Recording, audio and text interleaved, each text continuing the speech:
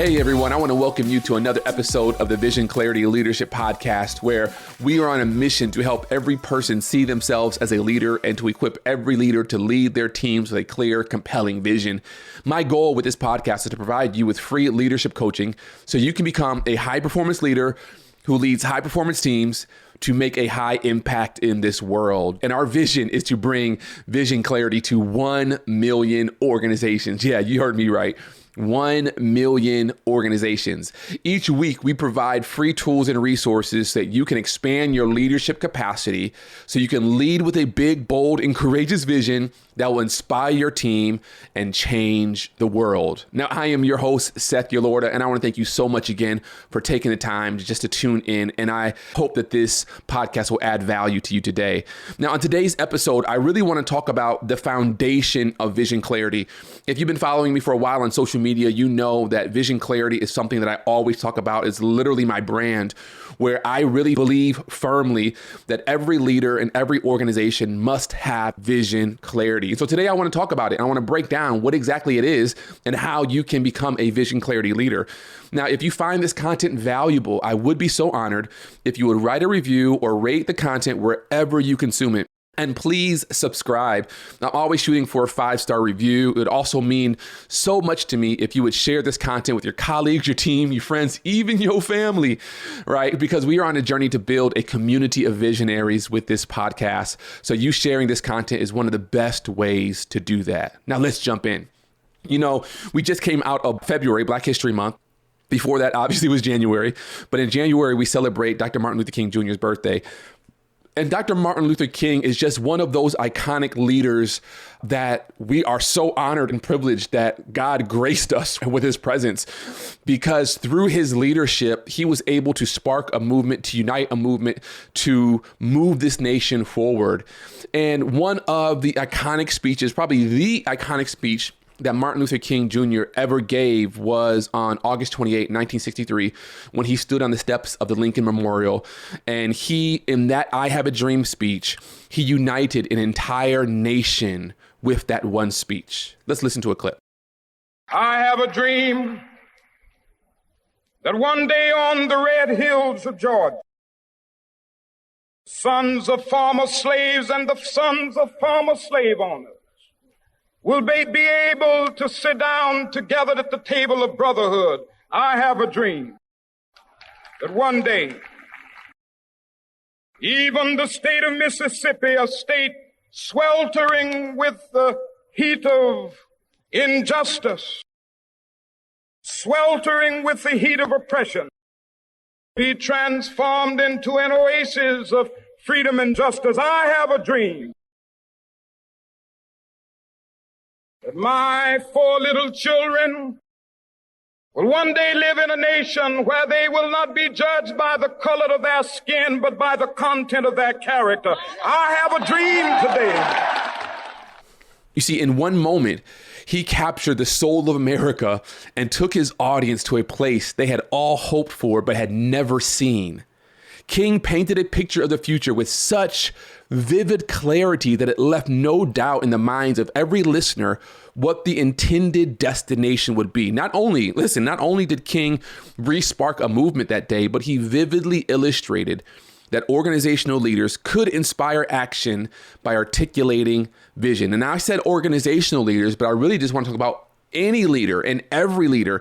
You know, a lot of times we reserve leadership for the C-suite or for corporate America or for that pastor behind the pulpit or for the politician. But literally, leadership shows up every place that you go, whether you are a stay-at-home mom, stay-at-home dad in your family, you're leading your family, maybe you are volunteering to coach your kids' soccer, or you're leading some type of youth group.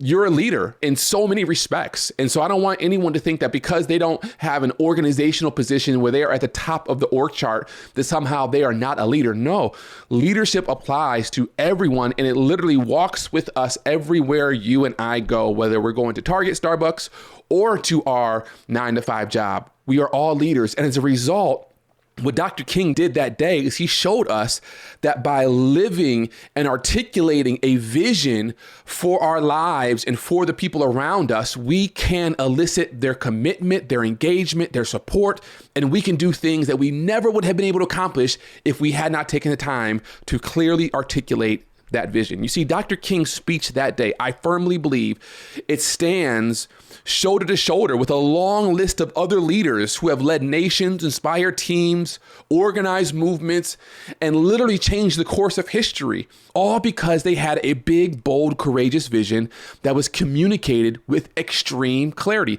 This is from Dr. King, obviously, Nelson Mandela, Steve Jobs, who may not have an iconic speech, but he definitely lived an iconic life.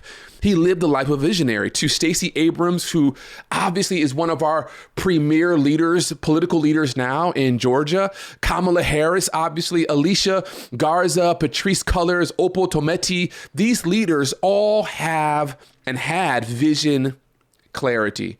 Now, when I talk about vision clarity, let's just take a minute to break this down. What exactly is vision? And there's obviously a lot of debate around vision and mission and values and what comes first. But I just like to simplify this by saying a vision is a picture of the future that gives passion in the present. I want you to catch this. The vision for your team, the vision for your family, the vision for your life, that vision is a picture of the future that gives passion in the present. I love how Simon Sinek frames it. He frames it as your vision is a just cause. It's a cause that is so worthy and so ideal that it inspires your team to be willing to sacrifice and to go the extra mile to be a part of this cause. Right? Whether you are, a general in the army and you're leading the troops forward to conquer a land, or whether you are leading your family in worship, right? That's a just cause.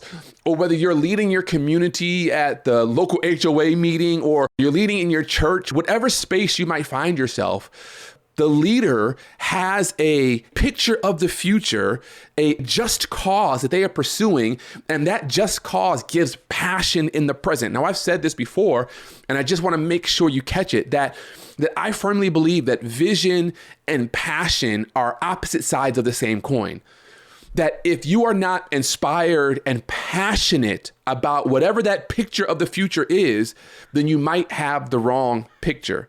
At the same time, once you have a clear picture on where your future idealized state is, and if it resonates with you, and if it meets certain criteria, which we're going to go over, then it just automatically draws out of you a passion that causes you to go after it, to run for it. I firmly believe that you will know that you have captured your vision when your vision has captured you.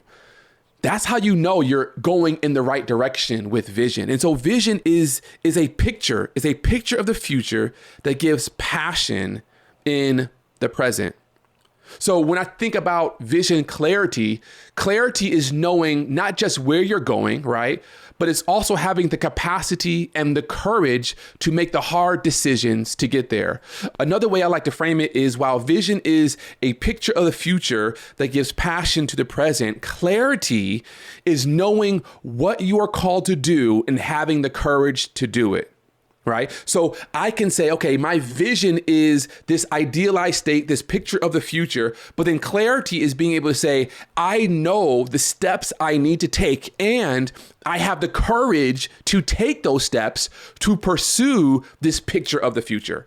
And so vision clarity together is not just having a picture of the future, but it's also knowing every single step that you need to take and having the courage and capacity to take those steps and to lead your team or your family to take those steps so that you can experience the vision.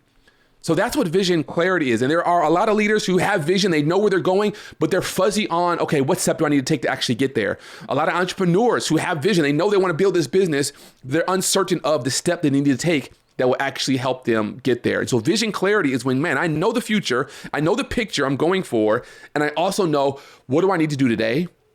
What do I need to do tomorrow? What does my team need to be working on right now? What steps do we need to take? And do we have the courage and the capacity to take those steps that will lead us towards that future? I think about leaders who've had vision clarity. In the late 1800s, the Wright brothers said someday people are going to fly through the air.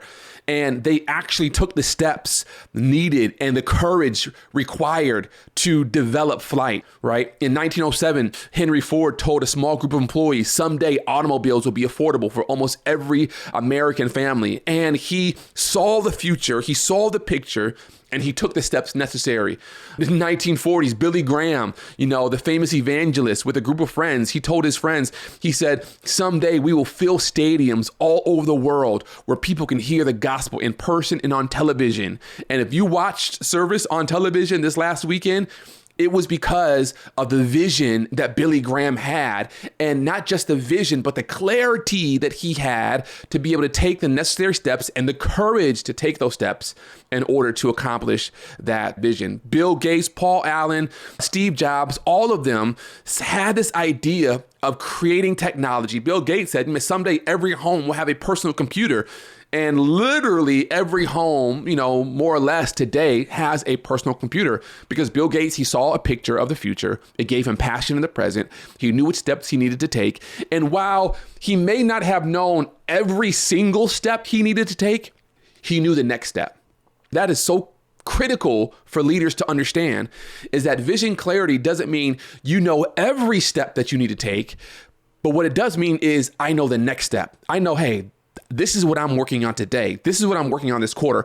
I don't know the end of the year, next year, 2 years, 3 years from now, but I know what I need to do today, which is going to move the needle to help me reach my vision. Too many leaders only have a general sense of where they're going, right? We want to improve customer experience. We want to get more customers. We want to make more money, right? If you're in a church, we want to baptize more members. We want to impact the community. While all of those statements are good for the surface, they are not inspiring enough. They are not clear enough that will give passion to the present, right? It's no different than if you say, man, I want to lose weight, or I want to beef up my 401k, or I want to have a happier home. That's good. It's a general direction that you want to go. But to have vision clarity and to lead your team with extreme clarity, you have to have more specificity, right? It's a good start, but not enough to galvanize your team. And if we're honest, it's not enough to even galvanize your own efforts and passion. Almost every day I say, I want to lose weight, or I want to get in shape. But that doesn't necessarily inspire me to make the change, to change my diet, to start working out more. It doesn't inspire me to do more. There is more that is required if we're really going to truly have and experience vision clarity. The way I like to illustrate this is I live in Riverside, California. Now, imagine that I wanted to go on a road trip. Now, it's one thing if I called you up and said, hey, let's go on a road trip together. You said, okay, where are we going? And I said, we're just going to go on a road trip. Like literally the level of vagueness and abstractness and lack of specificity about the end destination, I can almost guarantee you like, brother, I love you, but I just don't got time. Like I don't got time to be going on a road trip when I clearly don't know where we're going, right?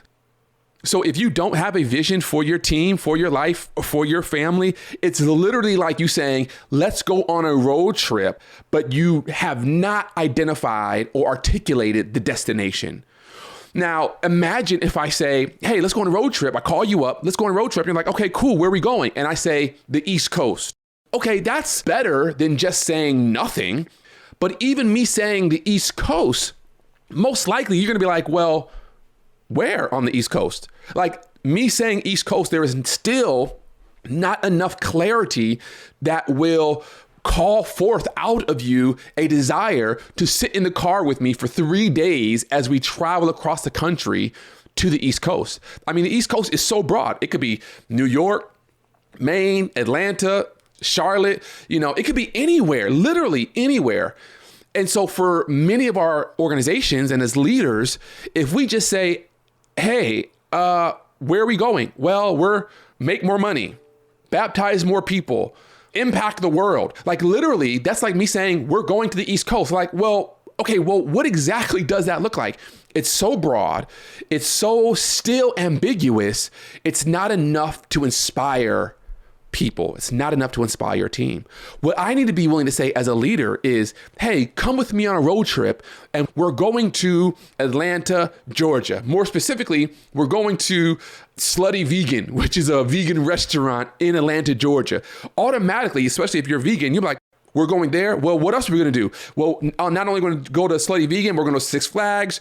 We're going to do this. We're going to do that. We're going to stop at Grand Canyon along the way. And as the more detail I give you about this road trip, the more excited, the more committed, the more engaged you become in wanting to endure whatever hardship or put forth whatever sacrifice is required in order to reach that final destination.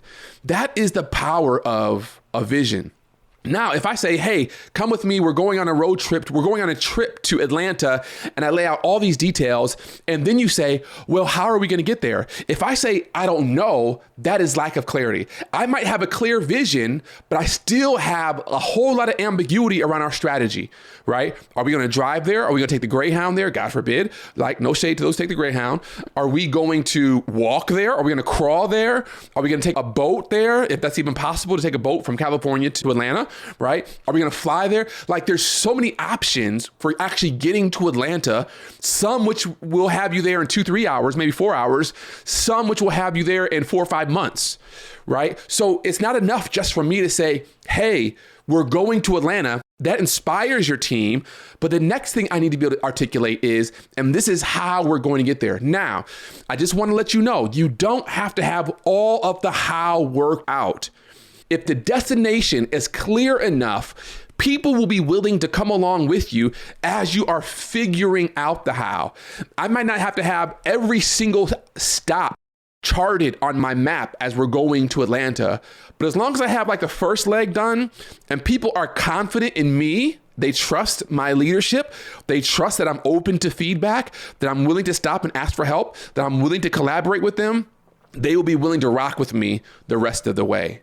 And so when you think about vision clarity for your team, there's a few principles I want to give you. Number one, is your vision concrete, right? I don't want any of these abstract, make more money, make more disciples, become the premier organization, change the world. Like, no. Like, your vision needs to be concrete. Right? Another way to frame vision is, what is your strategic goal? What are you trying to accomplish? What will the world look like once you have done what you're trying to do? How will your efforts actually lead to life change? How will your efforts actually lead to positive outcomes? So it needs to be concrete. You need to be able to sink your teeth in it. It also needs to be measurable, right? I need to be able to say, hey, we're 3 months away, 2 months away, we're 50 members away, we're, $500,000 away. I need to be able to measure it so I can see this is how far we've come and we can celebrate that. This is how much further we have to go. The other thing is, your vision has to be challenging. Research shows that challenging goals actually produce higher performance, especially if you as the team leader and as your team, if you believe that you can actually accomplish those goals, the higher the goal, the higher the performance. So let's not just set low, uninspiring goals. If I said, hey, Seth, today my goal is to do 10 push-ups, that's not inspiring at all. I can do 10 push-ups right now. But if I said, man, Seth, I want to get to that point where I can do 100 push-ups without stopping. I'm not there yet, right? That's challenging. And setting that goal is much more inspiring and will call out of me a higher level of performance than if I just said, hey, I challenge you to do 10 push-ups without stopping. I can do that. Facts. Done. It's done already. But 100 push-ups without stopping, that's next level. That's vision clarity, right? Because it's challenging. And then the last thing is, I want you to think about your vision in such a way where it has to connect to the heart of your team, to the heart of your stakeholders, to the heart of your family. I don't want to articulate a vision that is so left field that people are like uninspired by it, unmoved by it. No matter how clear it is, your vision has to connect to the people's heart. Right? It has to speak to their worldview, to their value system. Why is this important to you? Which means that you as a leader have to understand your people. You have to know, what are my people's passions? What are my team members? What gets them excited? What gets them going? What motivates them? And then how can I frame the vision in such a way where it will speak to their heart? I mean, if you're a photographer and I say, let's go on this road trip, and along the way, we're going to stop at all of these historic sites, and I want you to bring your camera because you can take pictures of all of these historic sites, right? Along the way, that alone will inspire you to go with me on this trip, because it is meeting one of your fundamental needs. It's speaking to your motivation. And so as a leader, I have to understand my team. I have to understand what motivates my team. And I have to be willing to frame the vision in such a way where it will speak to their heart, right? So those are the four things. Is it measurable? Is it concrete? Is it challenging? And does it connect to their heart? Now, this leads me to my last point, which I want to leave with you, is that your role as a leader is not like a captain flying a plane, right? When you get on Southwest Delta, I'm a Delta person. You get on Delta, you walk by the captain, you go sit in your seat, you buckle up, you listen to what the captain says. If the captain says, put your seatbelts on, you put your seatbelts on, right? If the captain says you might now walk about the cabin, you are then free to walk about the cabin. But at no point, especially because of 9/11, do you have the opportunity or the privilege of going into the cockpit, right? The cockpit is off limits to you, a passenger. The captain is the one who has been trained. He or she is a professional, and they are driving this plane. They are flying this plane forward. That is not what your role is as a leader. Your role is not the captain of a plane who's flying the plane without any input from the cabin, without any collaboration or feedback. No, that's not your role as a leader. Your role of a leader is more like a coxswain, right? And I hope I'm saying that right. Coxswain. This is the person who, if you've ever seen like one of those rowing clubs and you got, 6, 8, 10 people on a boat and they're rowing, and then you have that person who's at the front of the boat, and a lot of times they're turned with the back towards the destination, and they are focusing on the members, and they are speaking and encouraging and making sure that everyone is in pace, right? With rowing at the same time, right? Your role as a leader is more like that coxswain. The coxswain is responsible for steering the boat, for coordinating the power and the rhythm of the rowers. As a leader, your number one responsibility is to make sure that everyone is rowing in harmony. Sometimes you got to get down there and you got to row yourself. You're saying, hey, what do you need? What's going on with you? How can I help? How can I strengthen you? How can I equip you? How can I empower you? Right? Because you recognize that you need everyone in sync, right? And if you have one member who's rowing out of sync, it's going to prevent you from reaching your destination efficiently, effectively. It's going to create confusion on the boat. So I want you to think about your role as a leader less like you sit down, buckle up, and shut up, and more like, no, I'm looking at you, I'm focused on you. How can I help you? How can I empower you? How can I serve you so that we can all reach our destination together? So as a leader, your number one responsibility is to catalyze a clear and shared vision and secure the commitment to and the vigorous pursuit of that vision. This is vision clarity.